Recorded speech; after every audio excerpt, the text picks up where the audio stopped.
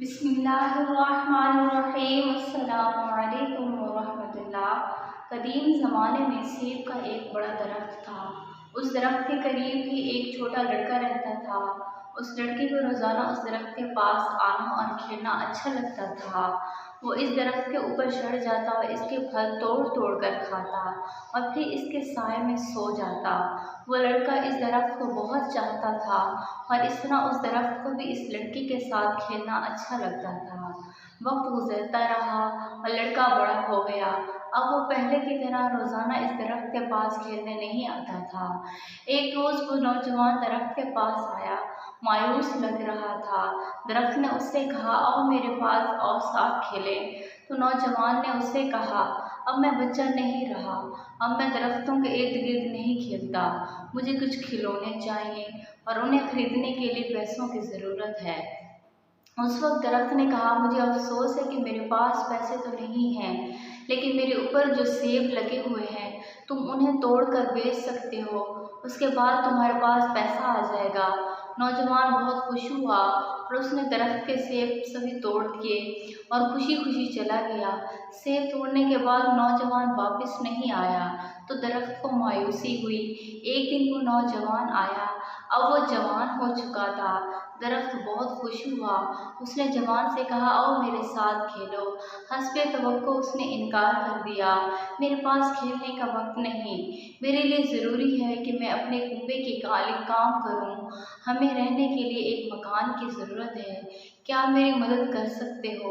दरख्त ने उससे कहा, अफसोस है कि मेरे पास कोई घर नहीं है, फिर भी अपना घर बनाने के लिए तुम मेरी टहनियाँ काट सकते हो। इस आदमी ने दरख्त की सारी टहनियाँ काट ली और खुशी खुशी चला गया।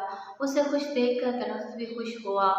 लेकिन उस वक्त के बाद आदमी उसके पास वापस नहीं लौटा तो दरख्त को फिर से तन्हाई और मायूसी का एहसास होने लगा। एक दिन फिर जब धूप निकली हुई थी और गर्मी काफ़ी ज़्यादा थी, वो शख्स आया, उसे देखकर दरख्त खुश हो गया। हस्बे आदत उससे कहा, आओ मेरे साथ खेलो। आदमी ने कहा, मैं बड़ा हो गया हूँ और चाहता हूँ कि समंदर में सफ़र करूँ ताकि खुशहाल हो जाऊँ, क्या आप मुझे एक कश्ती दे सकते हैं? दरख्त ने कहा, मेरे पास इतनी तने से अपनी कश्ती बना लो, उससे तुम दूर तक सफ़र कर सकोगे, वो खुशहाल हो जाओगे। आदमी ने कश्ती बनाने के लिए दरख्त का तना काटा और समुद्री सफ़र के लिए निकल पड़ा और काफ़ी ज़माने तक नहीं लौटा। सालों बाद वह शख्स फिर वापस आया।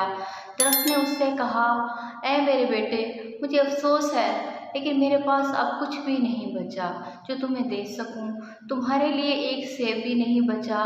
उस आदमी ने कहा, कोई बात नहीं, मेरे पास इसे खाने के लिए दांत ही नहीं। दरख्त ने कहा, मेरा तना भी नहीं बचा कि तुम इस पर चढ़ सको। उस शख्स ने कहा, उस पर चढ़ने की अब मेरी उम्र नहीं रही। दरख्त ने कहा और उसकी आंखों से आंसू जारी थे, हकीकत में मैं अब तुम्हें कुछ नहीं दे सकता, आखिरी चीज़ जो मेरे पास है वो मेरी जड़ें हैं। उस वक्त उस आदमी ने कहा, अब मुझे ज़्यादा चीज़ों की ज़रूरत नहीं है, अब मुझे एक ऐसी जगह चाहिए जहाँ मैं आराम कर सकूँ। ज़िंदगी भर काम कर कर के मैं थक चुका हूँ।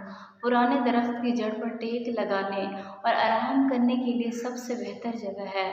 तब दरख्त ने उससे कहा, आओ मेरे पास बैठो, आराम करो। आदमी बैठ गया। दरख्त खुश था और उसकी आंखों से आंसू जारी थे। वो बच्चा आप खुद हैं, सेब का वो दरख्त आपके वालिदैन हैं। दरख्त वालिदैन की तरह हैं। जब हम बच्चे होते हैं तो हमें उनके साथ खेलना अच्छा लगता है और जब हम बड़े हो जाते हैं तो हम उन्हें छोड़कर चले जाते हैं और उस वक्त वापस आते हैं जब हमें उनकी ज़रूरत होती है। और कुछ भी हो जाए, वालिदैन कभी भी अपने कीमती से कीमती चीज़ अपने बच्चों को देने में तरद्दुद नहीं करते और उनकी आँखों में बच्चे ही रहते हैं। मज़ीद ऐसी वीडियोज़ के लिए हमारे चैनल को सब्सक्राइब करें, वीडियो को लाइक करें। शुक्रिया।